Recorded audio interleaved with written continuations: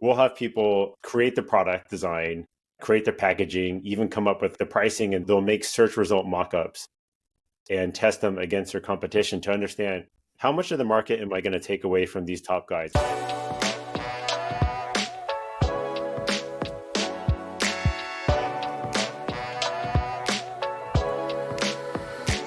Hello, and welcome to another episode of What's Working in E-commerce. I'm your host, Eagan Heath. I'm a partner at Asymmetric Marketing. You can check us out at asymmetric.pro. Today, I'm joined with a fellow e-commerce marketer. We have Justin Chen from PickFu. Justin, welcome.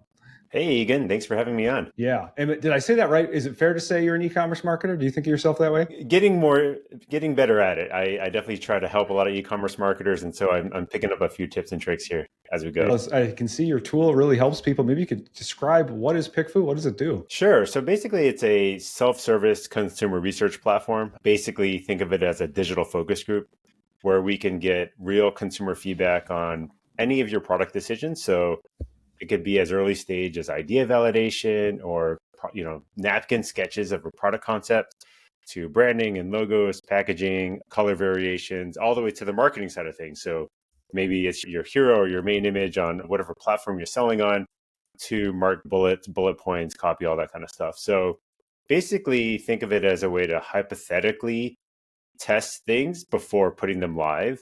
And it's a great way to de-risk any investment or any launch that you're planning to do. That's great. I have a note here to ask you about improving basically the product selection piece and maybe even packaging designs. How do you guys help with that? Yeah, so a lot of times people come when they're trying to figure out maybe products that they're sourcing, or they could be evaluating a lot of different manufacturers or product types.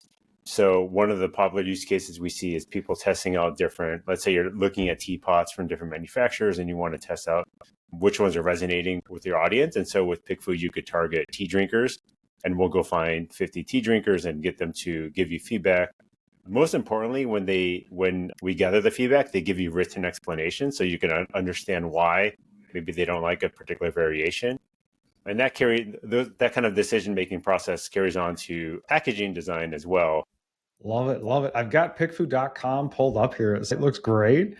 And yeah, I love what you're talking about. Oftentimes, we're talking with people on the show or even our clients about consumer research or customer research and getting their feedback. It sounds like even before you go to that step and you're selling your products, it's let's get some feedback on people in our customer persona or in the group we're targeting and hear from them before we even launch a product. Is that right? That's right. Yeah. So being able to gather feedback before it becomes a negative review on your listing or before you've sunk thousands of dollars in a product that aren't selling yet, trying to get some directional feedback so that you hear a lot of these concerns earlier in the process. And is it best to have something ready of this is a potential design, this is what we're thinking, what do you think? How far along in the process should someone be when they look at something like this?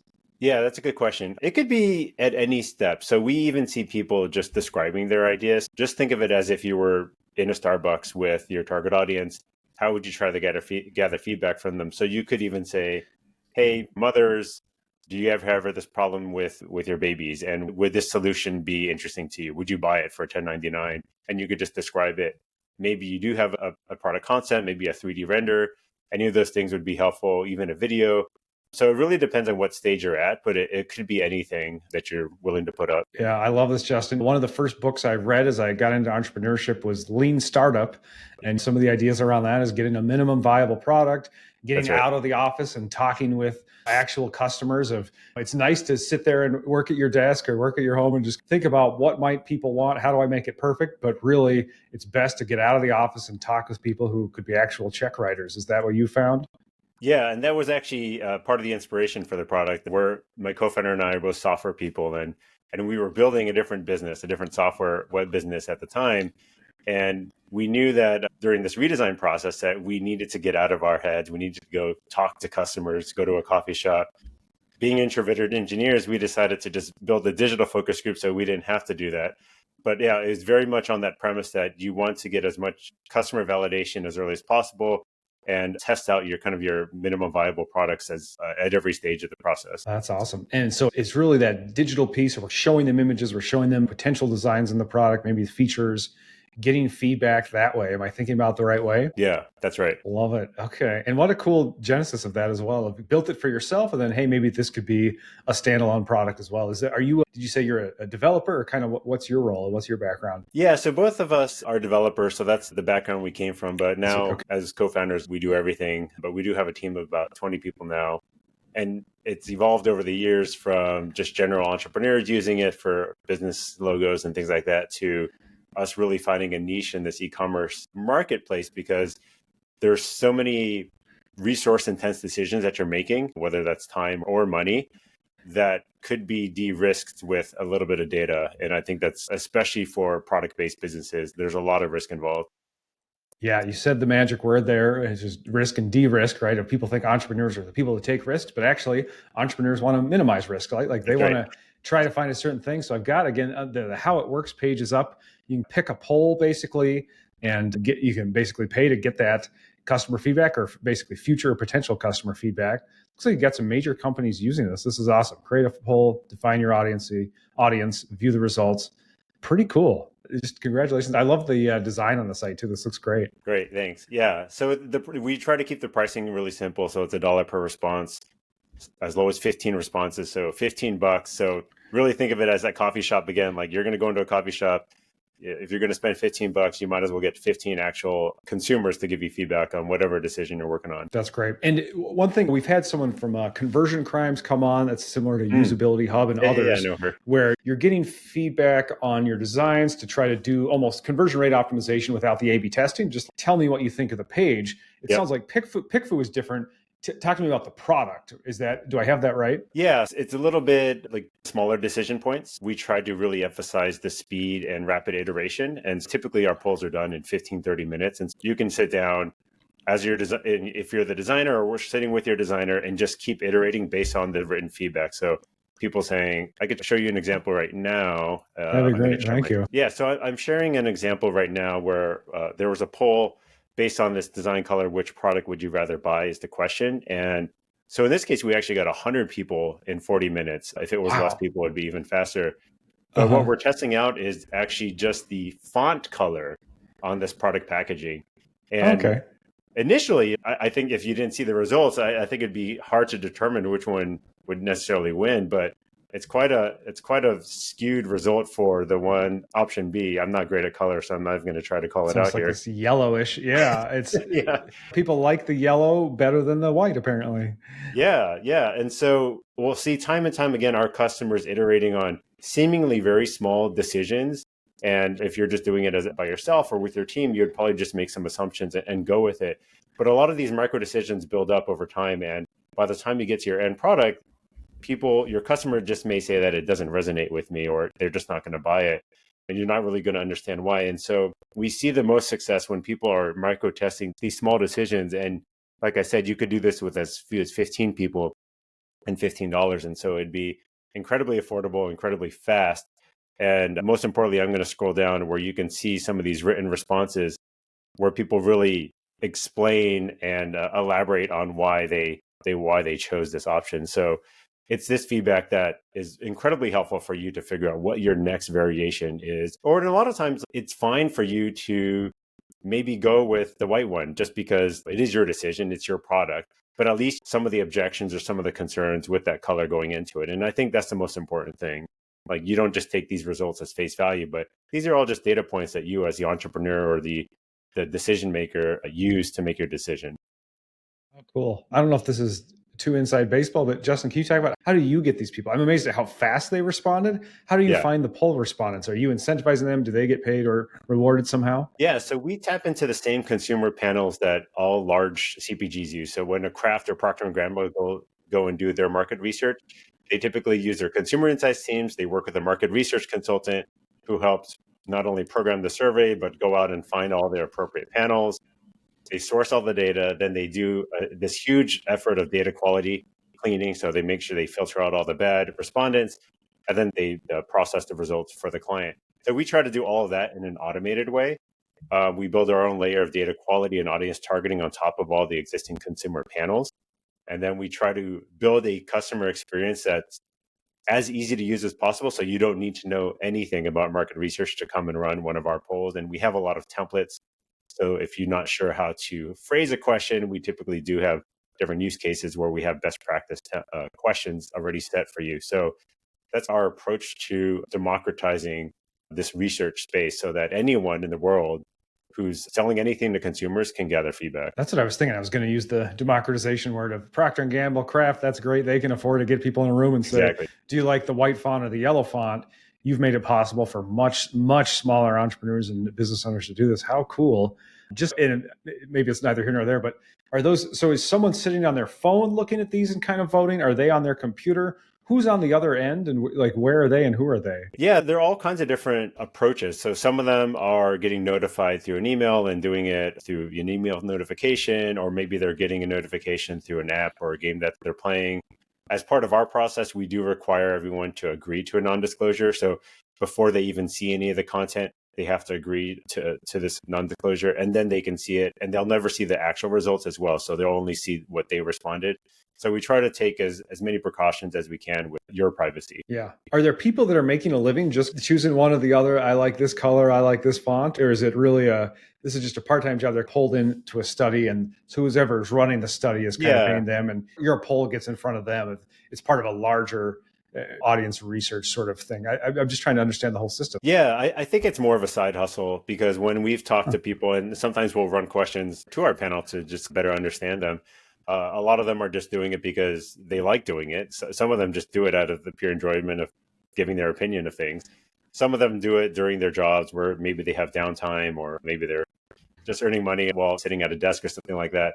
So we'll get a very interesting range of people. I know that one person that loves doing them and responds to us is a lawyer, a Stanford educated lawyer, who just really enjoys doing these kinds of things, and that's really awesome. And so it's quite the gamut of the type of people. That's cool. I had an interview yesterday with someone who does customer interviews, of interviewing your actual customers, and one of the things we talked about was just people love having their opinion asked. Give me your opinion. Hey, I'll give you my opinion. Nobody's asking, but people had never asked before, so I'm ready to share it now. So that's cool. Just for your business, for PickFu, do you guys, is it a two-way marketplace where you have to market to people to get the insights testers as well as people paying for the polls, or is it not that hard to find the people taking the polls? So we focus on just our customer side of the marketplace, and then we partner with much larger companies who do the sourcing of the consumers. How interesting. How are they doing it so fast? Does it blow your mind how quickly the results were? Yeah, it's amazing, but it's like the ad tech space now, where there's a lot of efficiencies starting to get built into being able to tap into different mechanisms for notifying users and allowing them to respond either on their phones or even on their desktop. Okay, very cool. I wonder if you could talk about the polls a little bit on what are good questions to ask? Are there particular ways to phrase the question so we don't lead the witness? How do you run effective consumer insights polls? Yeah, let me go and share my screen again one more time. But that's a really good question and point, that you want to be as unbiased as possible. A lot of times we'll use questions as generic as, if you're shopping on Amazon, which product would you buy? Or which main image would you click on? And trying to keep it pretty high level. Sometimes you can add a little bit of context, which I think is helpful. If you're shopping on Amazon for this leather cleaner, which one would you purchase? I think that's a fine way to add a little bit more context, which might put them into the right mindset, because they probably were searching for a keyword and you want people to be in that buying mindset. That's probably as far as I would recommend going in terms of adding depth to the question. Otherwise, I know some people try to stuff a bunch of questions in, or ask a bunch of follow-up questions in the same thing, and then that kind of convolutes the response you're going to get. Some people will focus on one particular question that you ask and not the other one. The other thing is that you want to minimize the number of changes that you're making.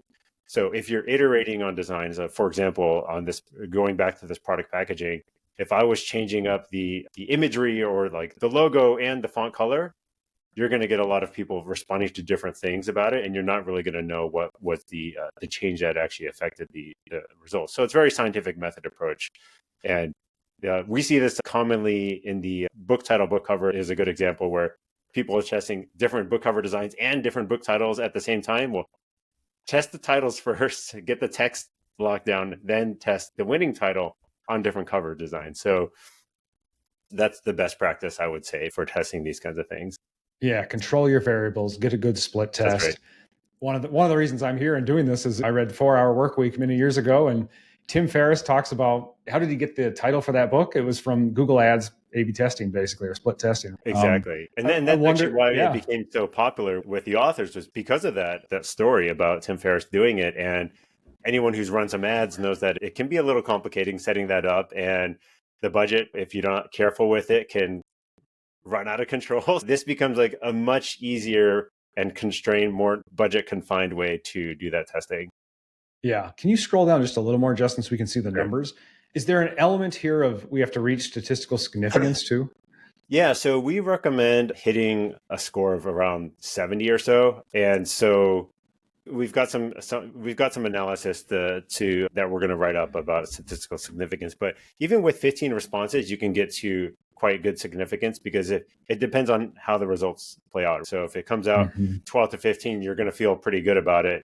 You don't need to worry about it. But yeah, if it's going to come 7 out of 15, that's not going to be significant to make a decision on. And a lot of times people get confused about if it becomes 50-50, have I learned anything? And you have, actually. It doesn't mean that... It doesn't matter. Yeah, it doesn't matter. Yeah, it's Exactly. 50-50. Yeah, so choose whichever one you want, or try changing something else. Sometimes people will come and say, hey, I want a refund. It came back 50-50. That's not really how it works. Like, that's data. That's right. You got some data there.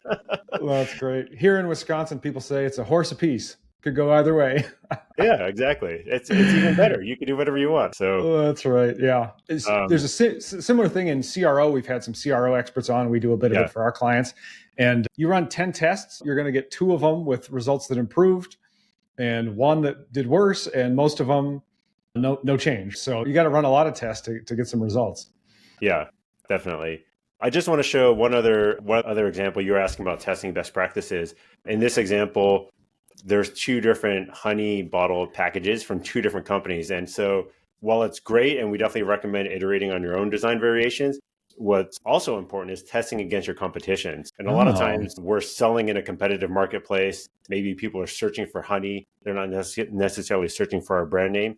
So you do need to stand out against your competition. And it's not good enough to have a local maxima of, hey, I've come up with the best packaging and I kept iterating against my own design variations. But if you haven't tested against your competition, it's still may pale in comparison. That's right. We're going to be on that Amazon results page. We need people clicking our product, not theirs. Exactly. Yeah. How cool. Thanks for talking about that. Anything to mention about that? The questions, or a good way to, even just if you saw these 2, you're shopping on Amazon, which would you choose? I think that's a great way to phrase it. Is there anything else to ask or anything else to think about as you do that kind of competitor research? No, I think the same question applies if you were buying honey on Amazon. Which one would you choose? The other angle to this is also, it doesn't have to be a product that you're already selling or is already live. We actually get a lot of people testing products as they're considering going into the marketplace. So basically gauging how competitive they're going to be before even dropping $1 onto the product. And we all have product ideas of things that we want to sell, and maybe the search volume does support going into it. But if you can't come up with a product or a value proposition that's going to be competitive in the marketplace, then it's probably not going to be worth your time, and you're going to be wasting a bunch of time and money. So we'll have people create the product design, create their packaging, even come up with the pricing, and they'll make search result mockups and test them against their competition to understand, how much of the market am I going to take away from these top guys, especially if they've got 1,000 reviews and 5 stars, and I'm going to come in with 10 reviews. At what price am I going to have to come in to take away some kind of market share that's going to make it worth it for me? And sometimes you can't. And so they just move on to the next product. And now maybe you spent a couple $100 on PickFu, but you saved potentially thousands of dollars of headache of just sitting around with a product that's not selling. You guys are, like you said, you're democratizing this, and you're basically speeding up that, say, Amazon product research process of which one should I go after? Where can I make a dent? And even see if I'm up against competitors where they've already got some stars. I don't have any review stars yet. Can I do it? That's a great use. Wow. Yeah. How cool. Justin, I can tell you're an awesome entrepreneur on this. I love what you guys are building. I'm just a huge fan already. Right after this, I'm going to tell my business partner, Mark, who's our Amazon marketing guy, all about this. And we're going to start checking it out too. Anything else we should talk about or anything else you wanted to say? No, I think we just want people to get into the habit of testing and gathering this kind of feedback. I think most people just didn't realize how easy it is, how possible it is nowadays, because we all have this perception of focus groups and market research being super expensive and unattainable by us normal folk. And we're really just trying to make it so that any kinds of questions you want to ask. And the other thing I'll point out is that we are in a bunch of different countries as well. Whether you sell in the US marketplace or maybe you're expanding into Germany or Mexico or Japan, we're able to tap into those audience as well. And we'll handle all the translation of the questions and the responses back into English for you. I know it's really popular now to expand into different marketplaces because Amazon makes it so easy to do. If you're in the US and you're going down to Mexico, you still want to do some product market validation. You'll probably want to localize some of your content and test against the competition there because it could be a completely different playing field. We definitely recommend doing all that testing as you're doing expansion. Love it. Wow. This is great, Justin. I'm just so excited about this. I'm on PickFu.com. I definitely recommend people check this out and look into it. I've got you up on LinkedIn as well. Where should people connect with you, and who's a good person to reach out and give this a shot? Yeah, so definitely connect on both those. Go to PickFu.com, reach out to me on LinkedIn. You just search for Justin Chen. I should come up there.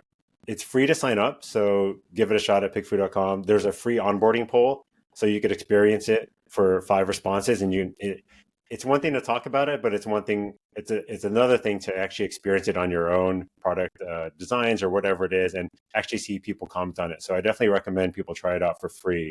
And then we also do have a very helpful customer success team. While it is a self-service product, if you have any problems, hit our live chat. You could also schedule a call with them to do a call. Love it. All right. Justin Chen from PickFu, thank you so much for coming on and sharing what's working in e-commerce. Yeah, thanks for having me, Eagan.